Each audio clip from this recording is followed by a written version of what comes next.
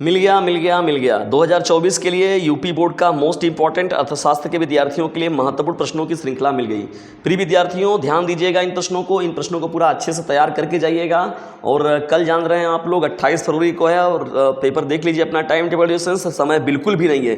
बहुत से विद्यार्थी होम साइंस का पेपर देकर आए हैं, फिर देखिए उनको तुरंत अर्थशास्त्र का पेपर देना है, तो इस सेशन को कर लीजिए अच्छे से तैयार, ठीक है, और ज़बरदस्त तरीके से अपना पेपर देकर आइएगा। चलिए स्टार्ट करते हैं। पहला देखिए प्रश्न क्या है आप लोगों का, उत्पादन की कुल लागत किसके बराबर होती है।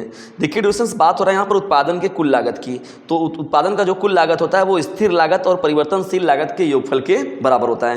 यानी स्थिर लागत और परिवर्तन लागत का जो कुल सम होता है, कुल योगफल होता है, उसे ही हम लोग कहते हैं उत्पादन की कुल लागत। दूसरे मोस्ट इंपॉर्टेंट प्रश्न की ओर जब बढ़ते हैं देखिए, तो वह लागत अथवा आय जो किसी साधक को उसके वर्तमान कार्य में रहने के लिए प्रेरित करती है, उसे हम लोग क्या बोलते हैं। देखिए किसी साधन को उसके वर्तमान कार्य में रहने के लिए प्रेरित करती है तो उसे हम लोग बोलते हैं अवसर लागत। क्या बोलते हैं उसे हम लोग, अवसर लागत बोलते हैं, ठीक है ना। चलिए ये देखिए बहुविकल्पी में भी हो जाएगा आपका, अति लघु में भी ये प्रश्न पूछा जा सकता है, तो दोनों का दोनों आपका देखिए कंटेंट कवर कराया जा रहा है। तीसरे इंपॉर्टेंट प्रश्न की ओर और बढ़ने से पहले आगे से अपने क्लासमेट पर शेयर जरूर कीजिएगा, ठीक है। इसकी सार्थकता तभी सिद्ध होगी जब आप इसे जबरदस्त तरीके से फैलाएंगे। तो खुद भी लाभ उठाइए इसका, दूसरों को भी लाभान्वित जरूर कीजिए। मौद्रिक लागत में शामिल है सामान्य लागतें, व्यक्त लागतें, अव्यक्त लागतें। तो देखिए ये सभी लागतों को हम लोग क्या करते हैं, मौद्रिक लागतों में रखते हैं। कुल उत्पादन में वृद्धि के साथ साथ उत्पादन की परिवर्तनशील लागत क्या होती है, तो देखिए डिस्टेंस ये रहती है स्थिर रहती है। क्या रहती है, स्थिर रहती है, ठीक है। संसाधनों के पूर्ण उपयोग की समस्या संबंधित है, तो देखिए संसाधनों के पूर्ण उपयोग की जो समस्या है वो आर्थिक विकास से संबंधित है। किससे संबंधित है, आर्थिक विकास से। इंपॉर्टेंट प्रश्नों की श्रृंखला में बढ़ते हम लोग आगे।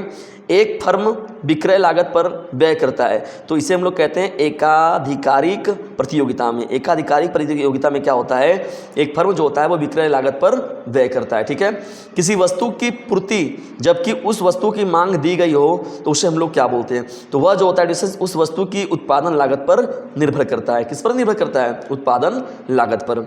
आठवें इंपॉर्टेंट प्रश्न की ओर जब बढ़ते हैं, तो स्पष्ट लागतों में देखा जाए तो निम्नलिखित में कौन मुख्य है। देखिए तो कच्चे माल की कीमत हो गया, श्रमिकों की मजदूरी हो गई, और साथ ही साथ उधार पूंजी पर ब्याज हो गया, ठीक है। तो स्पष्ट लागतों में निम्नलिखित जो मुख्य बातें हैं वो कौन है, कच्चे माल की कीमत, श्रमिकों की मजदूरी, उधार पूंजी का ब्याज। तो इनमें से अगर तीनों एक साथ दिया होगा तो कहा जाएगा इनमें से सभी जो ऑप्शन सही है वो करेक्ट हो जाएगा, या इन तीनों में से कोई भी अगर एक दिया रहेगा तो कहा जाएगा यही इस प्रश्न का राइट आंसर होगा। चलिए आगे बढ़ते हैं। यहाँ पर नोटिस स्पष्ट लागतें कैसी लागतें होती हैं। देखिए स्पष्ट लागतों के बारे में अगर मुख्य रूप से हम लोग बात करें तो वे लागतें जो उत्पादनकर्ता अन्य उत्पादन के साधनों के बदले उनके स्वामियों को देता है। उत्पादनकर्ता क्या करता है, अन्य उत्पादन के साधनों के बदले उनके स्वामियों को देता है। इसे हम लोग कहते हैं स्पष्ट लागत कहते हैं। क्या कहते हैं, स्पष्ट लागत के रूप में कहते हैं।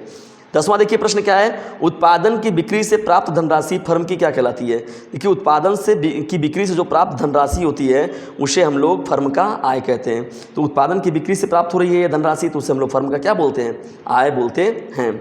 आगमन की कुल कितनी अवधारणाएं हैं, तो देखिए आगमन की कुल 3 अवधारणाएं। कितनी अवधारणाएं हैं, 3 अवधारणाएं होती हैं। शीघ्र नष्ट होने वाली वस्तुओं की पूर्ति, तो देखिए पूर्णतया लोचदार होती है। क्या होती है, पूर्णतया लोचदार होती है।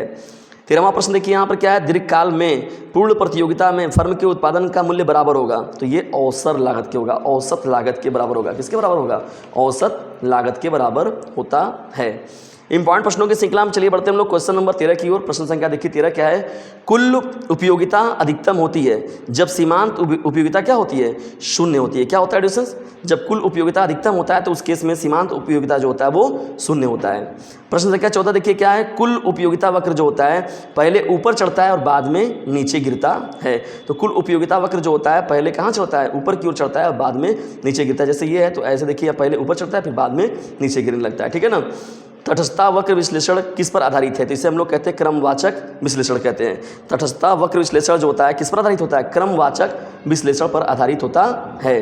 गिफिन वस्तुएं वह हैं जिसमें क्या होता है, आय प्रभाव शून्य होता है। क्या होता है, आय प्रभाव जिसमें शून्य होता है उसे हम लोग गिफिन वस्तुएं कहते हैं। उत्पादन फलन संबंधित है, देखिए उत्पादन फलन किससे संबंधित है, तो ये संबंधित है साधन और उत्पादन की मात्रा के संबंध से। देखिए उत्पादन फलन किससे संबंधित है, साधन और उत्पादन की मात्रा के संबंध से जो संबंधित फलन है उसको हम लोग कहते हैं उत्पादन फलन। कुल विनियोग व्यय के लिए बचत प्रवृत्ति में वृद्धि होने से क्या होता है? तो आय में गिरावट आएगी। क्या आएगा? आय में। तो आय में मुख्य रूप से जो होता है गिरावट देखा जाता है। 19वें प्रश्न की ओर जब बढ़ते हैं, जब सीमांत लागत कम हो रही है, जब सीमांत लागत कम हो रही है तो औसत लागत सीमांत लागत से क्या हो जाएगी? अधिक होती है। क्या होती है? अधिक होती है। जब सीमांत लागत कम हो रही है तो औसत लागत सीमांत लागत से क्या हो रही है? अधिक होती है। देखिए नेक्स्ट प्रश्न की ओर बढ़ते हैं, 20वें प्रश्न की ओर। उत्पत्ति ह्रास नियम में लागत वक्र क्या है? तो उत्पत्ति ह्रास नियम में जो लागत वक्र है वह ऊपर की ओर उठता है। कहाँ उठता है? ऊपर की ओर उठता है। ठीक है डिविजन्स, तो ये आपका हो जाएगा अर्थशास्त्र का मोस्ट इंपॉर्टेंट प्रश्नों की श्रृंखला। आज की ये महत्वपूर्ण श्रृंखला आपको कैसी लगी कमेंट बॉक्स में जरूर बताइएगा, और यदि वीडियो थोड़ा सा भी हेल्पफुल लगा हो तो इसे अपने क्लासमेट पर शेयर जरूर कीजिएगा। आप सभी लोगों का हृदय गहराइयों से विनम्रतापूर्वक धन्यवाद।